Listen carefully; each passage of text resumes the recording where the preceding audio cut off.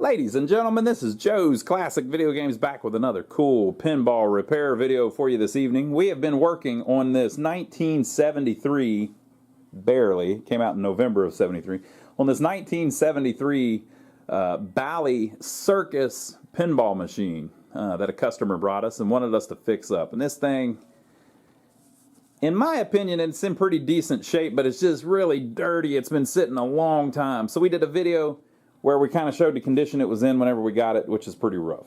And then we did a video where we worked down inside the coffin, the cabinet in the bottom. I call it a coffin kind of because it's kind of like the coffin freezers at the grocery store, you know. But in the cabinet, the bottom cabinet of the pinball machine. And then we did another video where we worked in the back box of the pinball machine. And then we did another video where we worked on the bottom of the playfield of the pinball machine. And now we're up to this video. So on this video, we're going to do some cosmetic stuff. The thing is still not playing right, but we'll do a troubleshooting video after this and get it all dialed in. It's to the point where we're flipping, and we're lit up, and we're scoring, but it just ain't quite right yet. But the first thing, before we can even roll a pinball around the playfield, we need to get it all cleaned up to where we're not grinding dirt into the playfield. So I'm going to set up the tripod and we'll start taking all this stuff off of the playfield, and then later on we're going to repaint back in around this pop bumper where it's all messed up. We'll get that looking a lot better. But the first thing we need to do is take everything off, see what we're starting with, and then we can go from there. So this is how it came to us. I've actually vacuumed off a lot of the leaves and stuff that was on it. Obviously a rat had been in it. There was all the schematics had been eaten up and we're all inside of it and everything. But this is what we're starting with. So let's start pulling stuff off.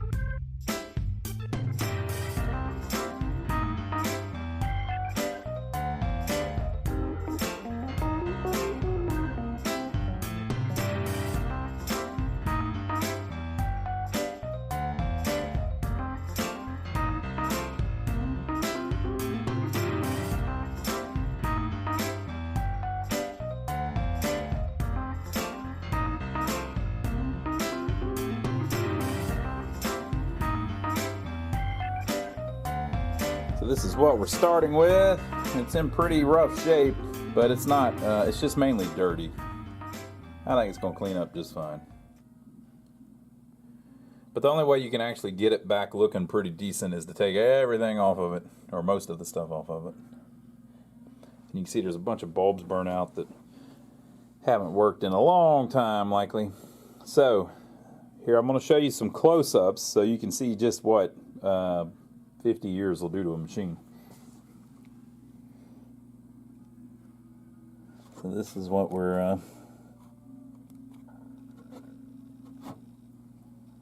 we're dealing with. Do you see all of the cracks? That's just what these old Playfields do. You'll see it'll be all over the place. Even where it's not dirty, it's still cracked. See the light hitting between his legs there?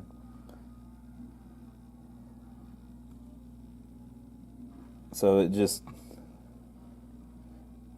the years take their toll. Okay, so all of this will clean up pretty good, and you're going to see it clean up pretty good here in just a minute. This part obviously needs to be repainted. All of that will clean up pretty good. Our goal is not to make it look brand new, so we won't be completely restoring it. We're just going to be cleaning it, getting it to look nice and clean, and then we'll touch up that one spot. The rest of this we're going to leave. Now, some of this is a little bit down here. It looked kind of bad. Let's see. So you get an issue where some of that is loose paint. Some of it's just dirt. If it's loose paint, you don't have much option but to go ahead and let it flake off, because you can't seal it down because it's filthy. So you have to clean it first. So how are we going to clean it? Well, the way we clean it, the first thing we're going to do is we're going to take a vacuum cleaner and clean off all the obvious stuff. There's stuff just sitting on the playfield and pieces of rust and everything. Right? So we'll vacuum that off. Then the next thing we'll do is we will take like 409 and spray on a rag and clean it up. Sometimes I just spray it directly on the playfield, but since this is already, some of the paint is already starting to flake away, you have to be careful with that. You don't want to go too crazy with it. And then once we get it, you know, all of the loose dirt off of it, we will use a magic eraser, which is like very, very, very fine sandpaper, to basically clean it up. And it will remove some of this dirt. So the black lines you're seeing is dirt that is between the cracks in the paint. If you can get it to look clean, it actually looks very nice with those cracks on it. It makes it look old and aged, and it'll be very presentable. So that's what we're looking for. Okay, so the first thing I'm going to do, I'm going to vacuum it, get all the loose nonsense off of it, and then we're going to wipe it down with a wet paper towel to get some of the surface dirt off of it, and we'll see what it looks like after that.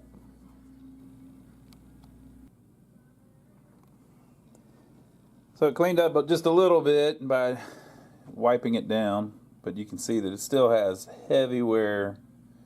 It's faded, still filthy. So we got to do better than that. So several years back, people figured out that a good way to do it is with a magic eraser, which was a Mr. Clean product.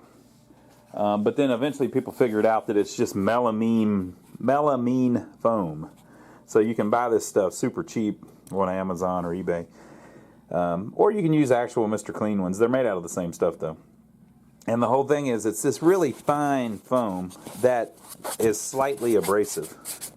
So it's literally like sandpaper, but instead of 2,000 grit or 3,000 grit, it's like 5,000 grit or something, I don't know. But it's very flexible, and so it's perfect for this because you get it wet. A good thing to use on it is isopropyl alcohol.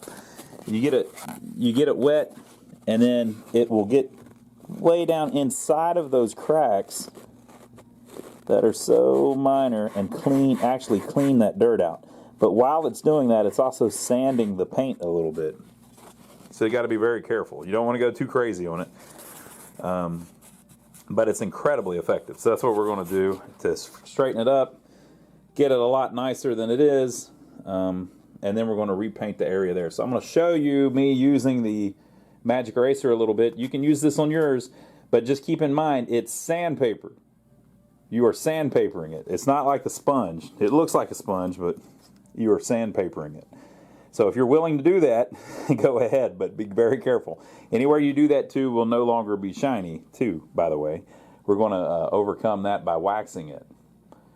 So I'll set up the tripod and show you just a little bit of how it acts. Whenever it's done, it'll leave like a white, this foam will be all over the playfield too. There'll be like a white haze all over everything that we'll have to clean off again. But you see the areas. I'll do several areas, play a little music, and show you how it works as it cleans it and just how it looks. And we're not going for perfect. So you don't want to keep rubbing an area until it looks brand new again. Don't do that. If you see dirt, rub it a little bit. And if you go just barely enough, you'll see that it starts changing where the paint's getting thinner or whatever, because you're basically sanding off the top layer of paint. So you got to be very careful with it. Don't go crazy with it. Very minor. So I'll kind of show you how we do it. And again, once the thing's done, if there's a little bit of wear and a little bit of dirt, it looks fine. You don't want it to look brand new, but you certainly don't want it to look this filthy. So you got to know when to stop. And you know that old saying, the enemy of good is what is it? The enemy of, I can't remember. The enemy of perfect is good enough. What is it? No, it's the enemy of good enough is, well, you get the whole thing. Maybe leave it down below what the saying is. But what can really screw you up is if you think something could be just a little bit better. Let me try just a little bit more, and you go over the line and screw it up, and you end up with a bunch of paint missing right on his nose or something. It just looks horrible. So you got to be careful with it. So let me set up the tripod, and I'll show you a couple areas as we clean it up, and you can see just what a dramatic difference.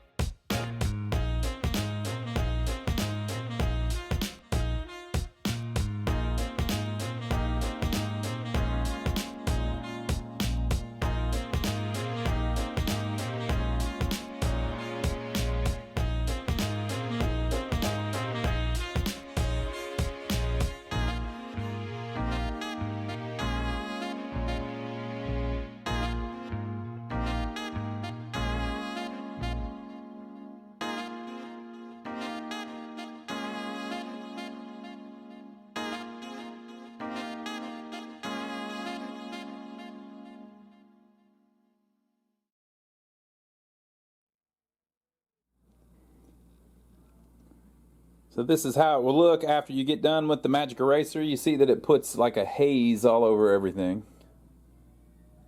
Well, that's fine. It has cleaned it up a lot better.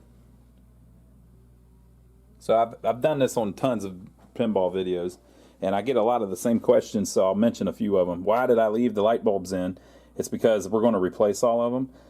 And if you don't leave them in, then you have little sockets that stuff gets inside of, like this. See how they're just open-faced? So if I didn't have that bulb in there, it would be easy for the trash to fall down in the thing. So leave your old one in there until after you've even waxed it, because whenever you wax it, you'll get wax all over the bulbs too. So that's that. What else was I going to say? Oh yeah, you got to remember to do the little side bars too. See how that's still dirty? So we'll wipe that off whenever we wipe off the haze. Whenever you're doing the magic eraser, it's a good time to clean up your pop bumpers, because that plastic, you can clean those up really good with that.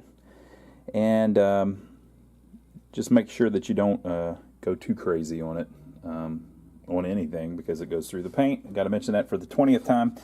If you see here, see the little cracks?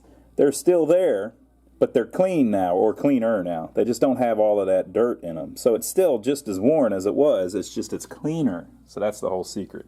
If it's a worn Playfield but it looks clean, it looks cool. It looks like an antique. If it's a worn Playfield and it's real dirty, it looks like a piece of trash, right? So the next thing we're going to do, we're going to clean all the haze off, which will darken it up a little bit and get all of that white magic eraser dust off of it, and we'll see what it looks like after that. Okay, folks, so it's getting really clean, isn't it? I think it's looking great. So our next thing is we're going to do this little bit of touch up here around this pop bumper. And it's going to be pretty easy. There's just 2 or 3 colors there. And mainly a white, a red, and a little bit of a yellow, and a black line. So the way we're going to fix that is we're just going to use acrylic paint, paint it back in by hand, try to match it as best we can, and then clear coat it with some spray paint. Simple as that. After that dries, we're going to wax the whole playfield and start putting it back together. So the little bit of wear down here we're going to leave. We're not going to worry about that. It's going to give it patina. But we definitely got to do something about that up there. It's a good idea to do paint repair up there because it's a little harder to see, you know, so with it being a little farther away, any mistakes you make will be blended in a little better anyway. So the very first thing we're going to do is we're going to try to match that white. Now on these, white on an older machine is not really white because it's always yellowed over the years. So it's more of like a cream color. The plastic, that's more white.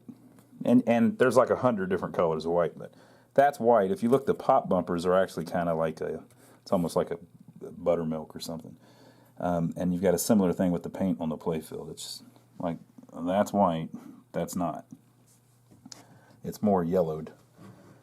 And part of that is just, I think the whatever the clear coat is, but it's also just the paint itself yellows. If you look here, you can see under where there were posts, you can see how originally the white here was more white, but it's yellowed over the years. And you can see that the blue has yellowed the same way. So you kind of have to be good at seeing hues and stuff, you know. So you can see that the only difference between this blue and this blue is that it has a kind of like a yellow haze over it that has made it almost like a green. And this white, it's just yellowed. So it's just a thing. So whenever you paint them, you kind of need to, you don't want really bright whites or anything. You want a much more warm white, which is more of like a yellow actually. So something like buttermilk, a little closer. So this is just cheap acrylic paint. You can buy it at, you know, Michael's, super inexpensive. And it looks fairly close right out of the bottle. So we might mix it up a little bit. There's another one that is light buttermilk, which is a little brighter. But I don't know, we're looking pretty yellow, so I think that regular buttermilk might do the trick. So the way I'm going to tell is I'm going to get a paintbrush and just try a little bit back behind the pop bumper and see if that looks right. And if it does, we'll roll with it. If it doesn't, we'll mix a little bit of other paint in with it. I have a whole box of paint here that we do all of our touch-ups with. We also have some black paint pens that are acrylic. The secret is using acrylic because it's water-based. And the reason that you do that is because it's easy to clean up if you make a mistake. You can just wipe it right off. And then also, if you spray clear over it, if you use like a Sharpie pen or something, when the clear hits it, something in the chemicals reacts with something in the chemicals and the stuff runs. But it doesn't do that with acrylic. So if you use acrylics, you can be sure whenever you clear it that it'll hold it down and look like it's supposed to look. So let me try out that buttermilk paint, see if it's anywhere near the right color, and if it is, we'll roll with it. Alright, so I painted the white back in. It's a pretty close match with that buttermilk. I didn't stay between the lines because we're going to make red the top color, so we can straighten it up with that. But not bad, really. Matches pretty good. So the same thing with the red. So I looked around, and this one that's called primary red seems about the closest. But it's a little bit too dark, and it doesn't have that yellowed thing going on. So I dropped a little bit of the buttermilk in the red. We're going to mix it together. And I'll do a little test spot, and I'll just keep doing that until I get it where it looks like it's about the same hue, and we'll go with it. Now when it's wet, it's a little bit lighter than when it dries. So it dries just slightly darker than it looks mixed. So you want to basically adjust it to get a little teeny, just barely lighter than it looks on the Playfield. And then whenever you put it on, it'll dry just slightly darker and blend in pretty good. And again, remember, you don't have to get it flawless, because playing from back here, unless people know it, they're not even going to notice it, you know. If you tell them, hey, did you see where I painted around the pop bumper? Yeah, they'll see it, but if they don't know that it's there, they'll probably never notice it.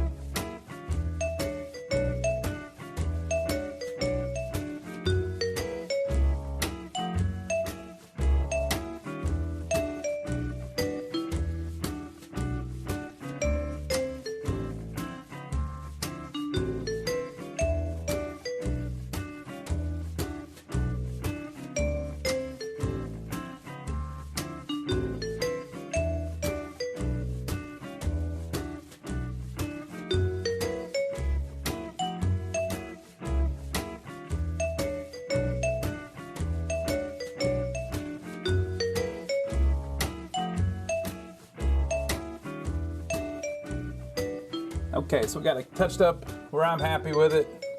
It's about as good as I'm capable of. I like it.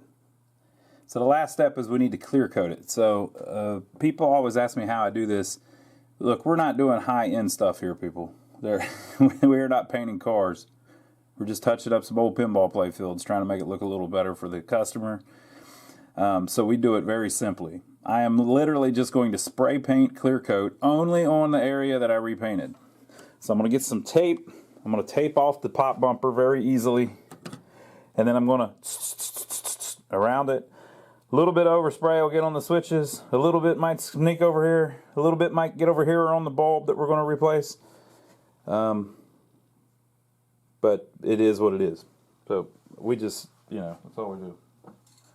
So this is what I'm going to use. Straight up clear coat. We use satin because on these old playfields, that's a satin finish. You know, that's not high gloss. So once it's stripped down, it's satin. So I use satin clear, and it blends in pretty good. And then if you wax it, you get kind of a gloss out of it. So that's what we do. So simple as that. Now, this stuff and the ink markers and all that stuff, you can actually get that stuff on our website. There's links to it. So if you go on our website, lionsarcade.com, we have a parts page, and we've got some links on Amazon and stuff of all of that stuff if you want to order it for your pinball machine. Here's the deal, though. If you put paint on your playfield and your playfield has wax on it, the paint will not stick to the wax.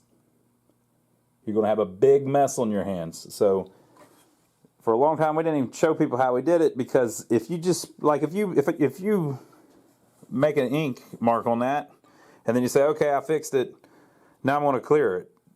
And you know, first of all, if you use a Sharpie, it'll bleed, and it'll look like somebody with bad mascara. And then everywhere that there's wax, the new paint will bubble up. We'll make the biggest mess ever. It'll even, you know, it'll pretty much, I don't want to say ruin, because nothing's really ruined, but it'll make your playfield much worse. So you got to be careful. It has to be clean. If it has any wax on it, that will not be a good idea. So be warned. All right, the red came out pretty good. It's not a perfect match, but people, I think it's pretty good. About as good as I could get. Red and yellow are the two hardest to match. And I had red and yellow to do. So your eye can discern differences in colors easier among certain colors. So like red, you can tell if a red's not the same color as another red. It's really easy. Something like purple, there seems like there's only a few purples. You can get close to it, people won't even be able to tell. So maybe it's just the darker they are. But so yeah, so I'm going to tape off that pop bumper, and then I'm going to clear coat it, and we'll see what it looks like after the paint dries. Okay, folks, so that's how it turned out with some clear on it. If you look, see the sheen? So see the light reflecting there and reflecting there. So satin just works better, I think. And we haven't even waxed it yet.